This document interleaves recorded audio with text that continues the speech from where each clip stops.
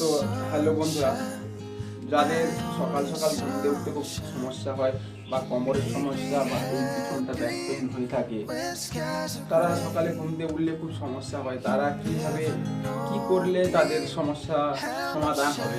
তো প্রথমত আপনাদের সকালে মর্নিং রুটিনটা বরাবর রাখতে হবে। ওঠার পরে আধা ঘন্টা কমসে কম আপনাদের ব্যায়াম করতে হবে। তো আপনারা ব্যায়াম কি করবেন? সোজা হয়ে স্ট্রেট দাঁড়াবেন, হাত দুটোকে সামনে করবেন, just up and down, up and down, up and down, up and down.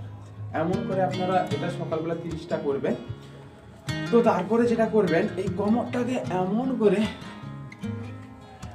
Back সামনে পিছনে, সামনে পিছনে, আবার রাউন্ড, একবার সোজার দিকে একবার উল্টো দিকে, ঠিক এমন করে ঠিক আধা ঘন্টা আপনারা ব্যায়াম করতে থাকবেন।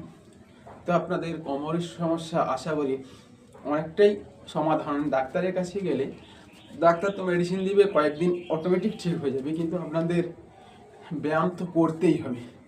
তো এমন করলে up and down, up and down, up and down, তো আপনাদের কোমরের সমস্যাটা অনেকটা কমে যাবে। আপনাদের কয়েকদিন করতে হবে টানা। তো আশা করি আপনারা করবেন।